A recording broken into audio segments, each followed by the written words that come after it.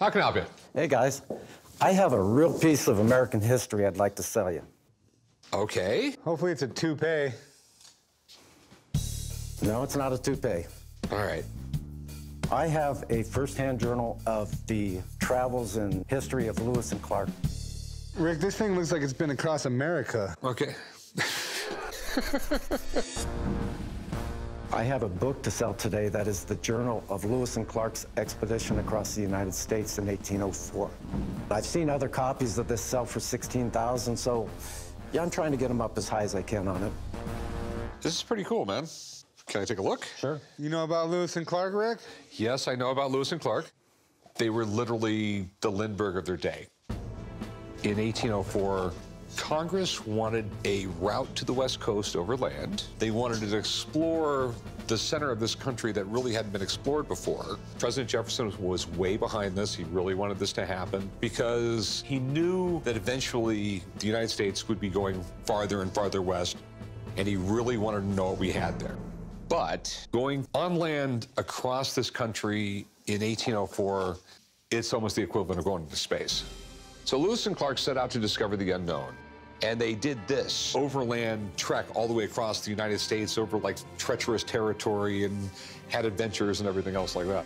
When they got back to the East Coast, they were hailed as heroes.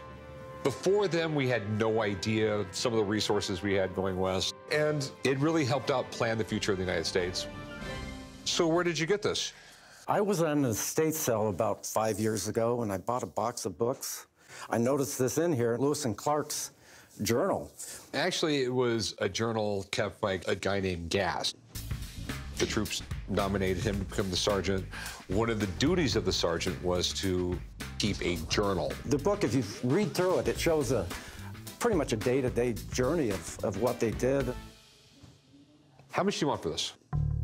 $16,000. Okay. I have no idea if that's a good price or not, but I have a friend who will know about everything there is to know about the book. And if you don't mind hanging out for a little bit, we'll bring her down here. I'd love for you to.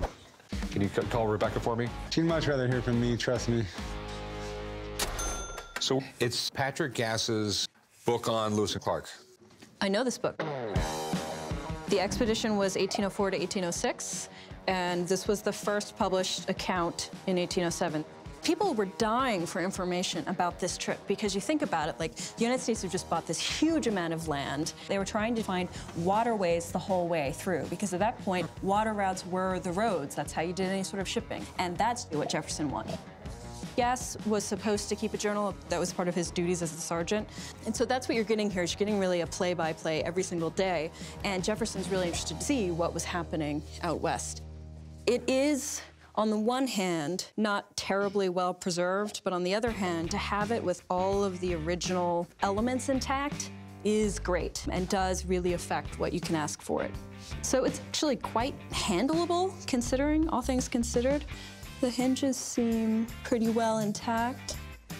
All right, but looking inside, this looks like an institutional library stamp. There are a couple of the institutional library stamps. But you can see this book doesn't look great, and that's typical. The binding here, yes, that's sheep, which was the cheapest of the leathers available. So what's it worth? So when I think about dealers who are specialists in Americana, I see them these days listing them for prices around $15,000, $16,000, $17,000. But this is ex-library, which is a real painful hit to the asking price because private collectors mostly really dislike that. So for this particular book, with all faults, I would put it around $7,500. Why would it go down in value so much, being an ex-library copy? You can see libraries tend to put stamps and things. They tend to leave markings, and the markings often are very obvious. To have one is annoying enough, but this has 3, so this particular library was a little stamp happy, unfortunately. And collectors are all about pristine condition. They want it to look exactly the way it did when it first published. Because it's unremovable. Yeah. Ex-library is a little bit like to use a literary reference, a scarlet letter, you know? Thanks for coming in, though. You're the best. Glad I could help. Well, where are we at? I'll give you $4,000 for it. That's not going to do it. You can do a little better than that. 7,000. I'm not gonna make any money. But $4,000, I think, is a fair price. That's too low. The book is the original book. It has library stamps, granted. How about 5,000? I go 4,100. It's a fair price. 45? I'll go 42. I shouldn't go that high. Done. All right, 4,200. It's a deal. Done deal.